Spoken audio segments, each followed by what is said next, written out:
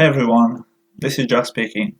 Today I'll be playing a proper teacher, so I'm going to need for this purpose a whiteboard,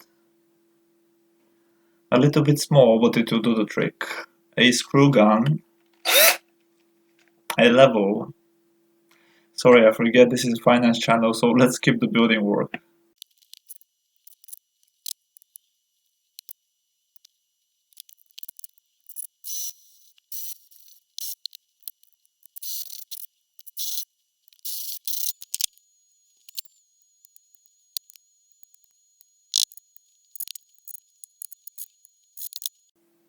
Well, I'm not exactly going to be a proper teacher, but I need a whiteboard so you can visualize what I'm talking about.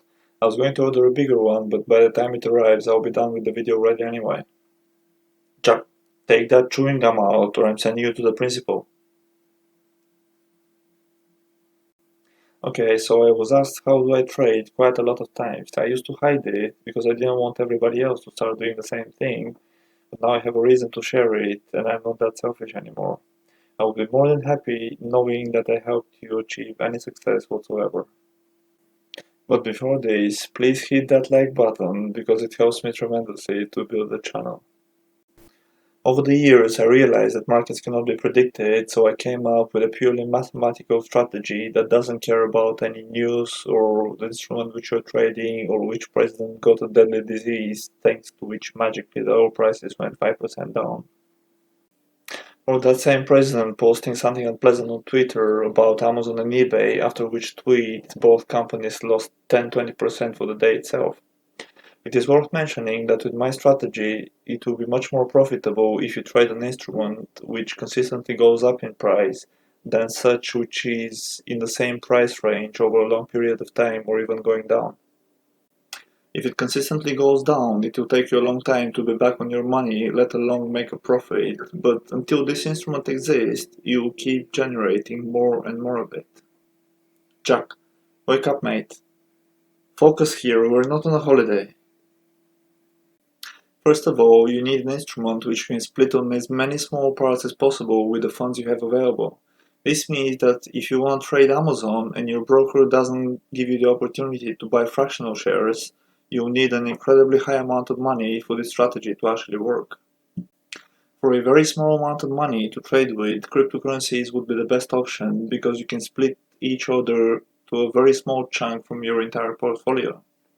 Okay, so we no longer need to be happy, we need to be focused.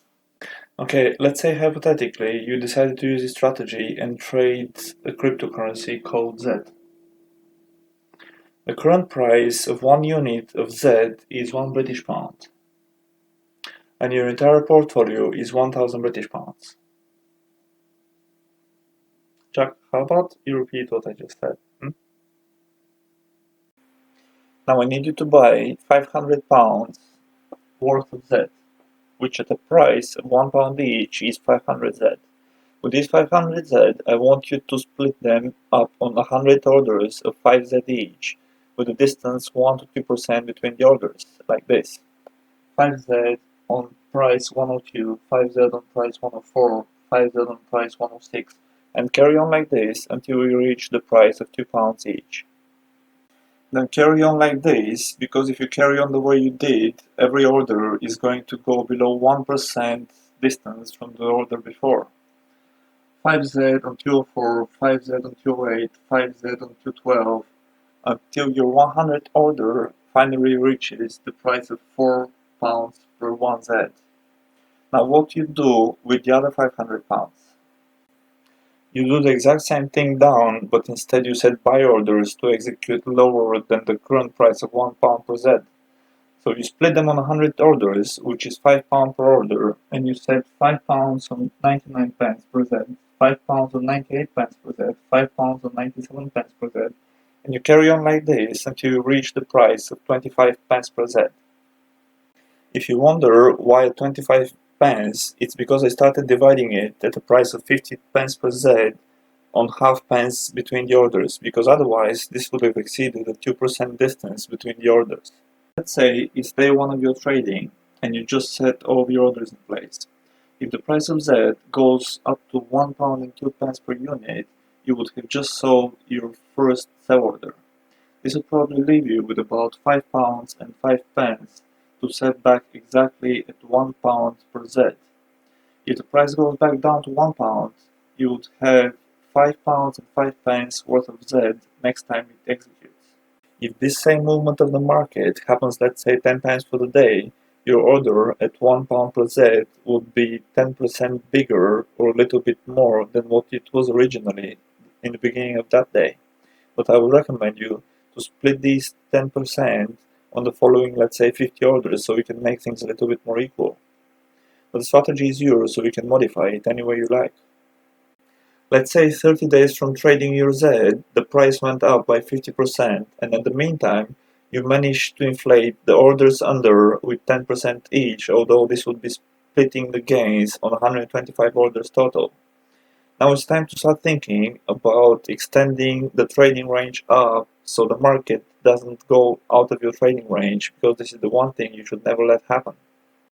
Let's say you want to extend your top side of your trading range with another 20 orders. Remove whatever amount of orders you like from the top, but remember the amount of orders it was. Let's say you remove 50 orders, 5Z each, which leaves you with 250 Zs free to use, which is not set on any orders.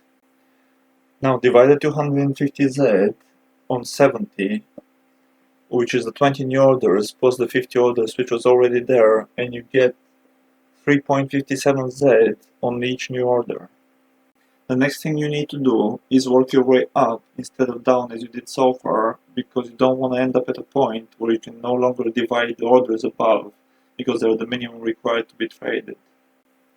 But even if there wasn't a minimum required to be traded, you will still have to work your way up, because once the price goes up there, you will barely gain anything from the significantly reduced orders. So how do you do that?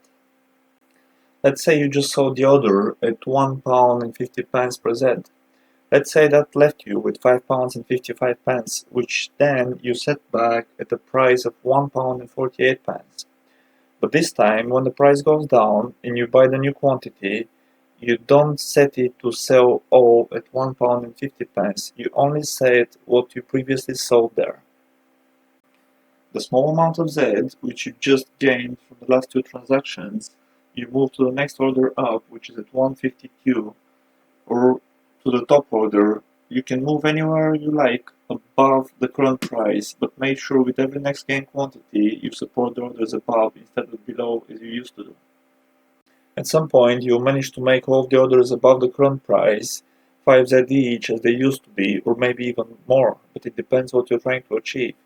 This of course is if the price of Z remains relatively the same for a while. If the price of Z keeps going up faster than you gain new Z, you have to keep dividing the orders above to much smaller quantities. The same rules apply if, let's say, while you was trading, Z went down to 70 pence per unit. Then you forget supporting the orders above because you're much closer to going out of your trading range at the bottom, so you focus on expanding the bottom part of it. There is many ways to avoid going out of your trading range if the price of an instrument jumped a lot suddenly or decreased a lot. And it's not just by dividing the orders above or below.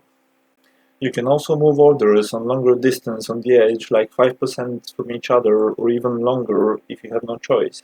I believe you got the idea, so I will leave it to you to adjust the strategy any way you believe is best for you. Thank you all for watching this video, and if you haven't done it yet, don't forget to subscribe, and I'll see you next time.